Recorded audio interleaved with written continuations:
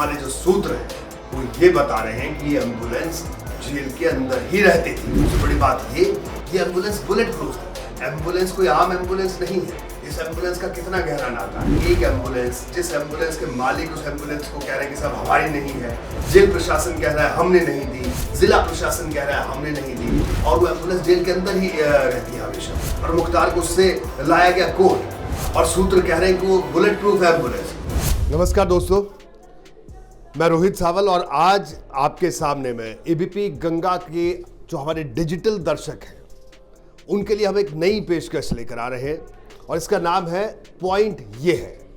जब भी अमूमन हम कोई बात करते हैं आपस में तो उसमें कोई ना कोई एक ऐसी बात होती है जब हम आम बोलचाल की भाषा में भी हम इसका इस्तेमाल करते हैं कि इस पूरी कहानी में, इस पूरी बात में, इस पूरी खबर में पॉइंट ये है।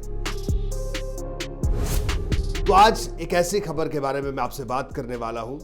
आपने जो खबर आजकल खूब चर्चा में है, मुख्तार अंसारी जो कि पंजाब के रोपड़ जेल में बंद है। बुधवार को मुख्तार अंसारी अचानक पंजाब पुलिस जो जेल प्रशासन था वो लेकर पहुंचा मोहाली कोर्ट मुख्तार अंसारी को एक एम्बुलेंस के अंदर। और उसके बाद जो बिल्डर की रंगदारी का मामला था उस मामले में मुख्तार कोर्ट में पेश हुआ। लेकिन एक एम्बुलेंस, जिस एम्बुलेंस में मुख्तार को कोर्ट लाया गया, वो एम्बुलेंस यूपी के नंबर की थी। उस एम्बुलेंस का नंबर था यूपी 41 AT 7171। तो जैसे ही एम्बुलेंस कोर्ट के बाहर लगी, तमाम जो लोग वहां मौजूद थे सबको लगा कि बस आज ही मुख्तार को यूपी वापस लाया जाएगा इस एम्बुलेंस से, क्योंकि यूपी के नंबर की एम्बुलेंस पंजाब में, पंजाब की मोहाली जिले के कोर्ट के बाहर क्या कर रही है और मुख्तार को यूपी नंबर की एम्बुलेंस क्यों लेकर आई। सबके जो तमाम खबरिया चैनल थे, सब लोगों के मन में ये बात कौन रही थी कि आखिरकार इस एम्बुलेंस में क्यों लाया गया मुख्तार को। कई लोगों ने कयास लगाना शुरू कर दिए कि साहब ये यूपी सरकार ने भेजी है और एम्बुलेंस, और इसी से मुख्तार को वापस लाया गया। लेकिन जब एबीपी गंगा ने जब इसकी पूरी पड़ताल की, जब ये नंबर हमने देखा कि इस एम्बुलेंस का नंबर कहाँ से था, तो पता चला कि ये बाराबंकी का एक अस्पताल है, SS अस्पताल। उस अस्पताल के नाम से ये एम्बुलेंस रजिस्टर्ड थी। तो हमारी पूरी टीम बाराबंकी पहुँचती है। वहाँ पर उस SS अस्पताल का हमने पूरा पता निकाला। फिर हमने उस अस्पताल का पता किया तो पता चला कि वो अस्पताल अब बाराबंकी में नहीं है, वो बंद हो गया है। बंद होने के बाद वो अस्पताल अब लखनऊ में, उस अस्पताल की ब्रांच चलती है। तो उस अस्पताल के मालिकों से हमने बात की। उनका कहना था कि साहब हमारे पास ऐसी कोई एम्बुलेंस नहीं है, वो साफ मुकर गए।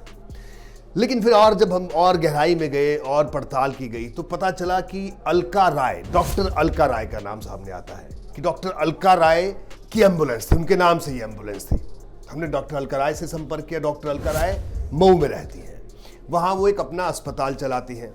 एबीपी गंगा ने आज उनसे सुबह बात की। अब देखिए पॉइंट इसमें क्या है। पॉइंट ये है कि अलका राय ने फ़ोन पर कहा, फ़ोन पर जब हमने बातचीत की डॉक्टर अलका राय ने, उसने कहा कि साहब मेरा बाराबंकी से कोई नाता नहीं है, मुख्तार को मैं सिर्फ इसलिए जानती हूँ क्योंकि मैं मऊ में अस्पताल चलाती हूँ और मुख्तार यहाँ से विधायक है। इसके अलावा मैं मुख्तार को बिल्कुल नहीं जानती हूँ, विधायक के नाते उनको जानती हूँ जितना भी जानती हूँ, बाराबंकी से मेरा कोई नाता नहीं है। और उन्होंने ये भी कहा कि मुख्तार तो 2004 से 2005 से जेल में है, तो मेरा कोई संपर्क नहीं है। तो ये बातें उन्होंने कही। लेकिन दोपहर होते होते उनकी एक और प्रतिक्रिया सामने आई। जब एबीपी गंगा ने और पड़ताल की, ऑन रिकॉर्ड उन्होंने कैमरे पर कहा कि मुझे ऐसा याद आ रहा है कि 2013 में मेरे भाई ने एम्बुलेंस की कुछ कागजात की बात की थी और कुछ कागज़ों पर दस्तखत किए थे। डॉक्टर अलका राय के भाई उस अस्पताल में डायरेक्टर हैं और अलका राय का कहना है कि मुख्तार अंसारी ने उनसे कोई एम्बुलेंस की बात की थी उनके भाई से, और उस वक्त उनके भाई ने कोई कागजात पर दस्तखत किए थे। तो यहाँ पर डॉक्टर अलका राय का झूठ पकड़ा गया। कुछ साल पहले बहुत पहले की बात है कि उन्होंने कुछ एक मैसेज भिजवाया था और कुछ कागज़ भिजवाए थे कि वो एक एम्बुलेंस ख़रीदना चाहते हैं। विधायक होने के नाते पब्लिक के लिए एम्बुलेंस चाहिए था और वो किसी हॉस्पिटल के ही नाम पे एम्बुलेंस अलॉट होता है, तो वो मेरा अस्पताल के नाम से वो लेना चाहते हैं। आप लोग भी जानते हैं, अगर हमारे विधायक जी ने हमसे कुछ मांगेंगे फेवर तो हम ना तो कह नहीं सकते। तो हम लोगों ने अपना कुछ कागज़ साइन किए थे, लेकिन ये बहुत पुराना विषय है और उसके बाद हमें उसके बारे में कोई जानकारी है ही नहीं। यानी जो अलका राय सुबह तक ये कह रही थी कि उन्हें उस एम्बुलेंस के बारे में कुछ नहीं पता, ना उनकी कोई एम्बुलेंस है, ना मुख्तार से उनका कोई नाता है। वो अलका राय दोपहर होते होते अब ये कह रही है कि उनके भाई ने दस्तखत किए थे कुछ कागजात पर कि उनके मुख्तार ने उनके भाई से किसी एम्बुलेंस की बात की थी, किसी एम्बुलेंस के बारे में चर्चा की थी, एम्बुलेंस मांगी थी।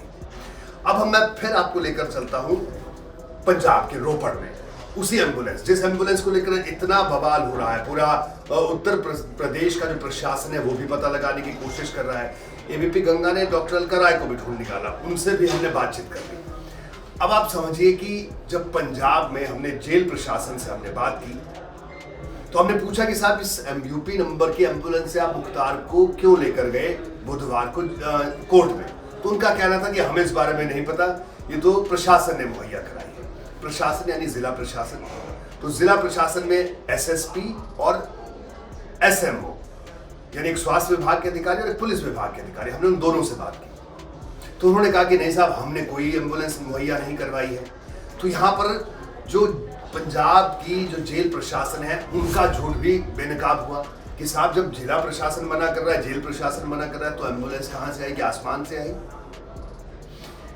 फिर लगातार अब इसमें और जो आगे की कड़ी अगर आप जोड़ें तो आज एक बड़ा खुलासा एबीपी गंगा इस पूरे मामले में कर रहा है। हमारे जो सूत्र हैं वो ये बता रहे हैं कि ये एम्बुलेंस जेल के अंदर ही रहती थी, जेल के अंदर ही खड़ी रहती थी। और एक सबसे बड़ी बात ये कि ये एम्बुलेंस बुलेट प्रूफ थी। अब आप सोचिए कि ये कोई एम्बुलेंस कोई आम एम्बुलेंस नहीं है। इस एम्बुलेंस का कितना गहरा नाता है। पॉइंट ये है कि एक एम्बुलेंस, जिस एम्बुलेंस के मालिक उस एम्बुलेंस को कह रहे हैं कि साहब हमारी नहीं है, जेल प्रशासन कह रहा है हमने नहीं दी, जिला प्रशासन कह रहा है हमने नहीं दी, और वो एम्बुलेंस जेल के अंदर ही रहती है हमेशा।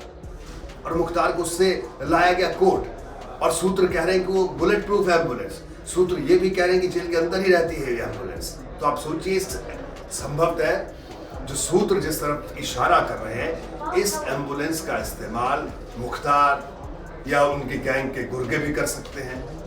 कुछ ना कुछ तो है, क्योंकि इस एम्बुलेंस की कहानी को की जो गुत्थी उलझी हुई है, इसे सुलझाना बेहद जरूरी है। दरअसल पॉइंट ये है, इस एम्बुलेंस के पीछे हम नहीं पड़े।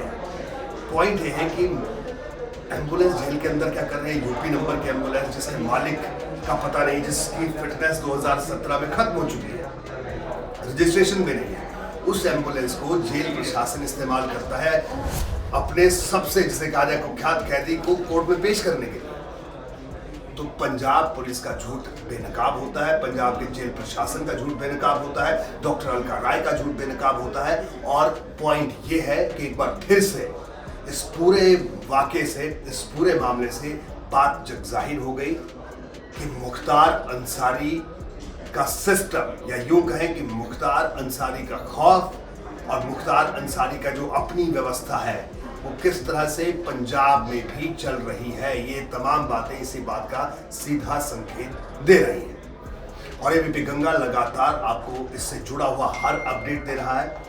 आप हमारे फेसबुक पेज पर भी जा सकते हैं इस पूरी खबर के हर अपडेट के लिए। आप एबीपी गंगा को लाइव भी देख सकते हैं, यूट्यूब पर भी देख सकते हैं, हमारे ट्विटर अकाउंट पर भी आप जा सकते हैं। एबीपी गंगा इस खबर को के हर पहलू की पड़ताल, पल पल की पड़ताल लगातार कर रहा है। तो आज का पॉइंट यही था कि कोई एम्बुलेंस कोई आम एम्बुलेंस नहीं थी। ये एम्बुलेंस मुख्तार किस तरह से इस एम्बुलेंस का इस्तेमाल करता होगा आप खुद समझ सकते हैं, और किस लिए करता होगा इस्तेमाल ये भी आप खुद समझ सकते हैं। नमस्कार।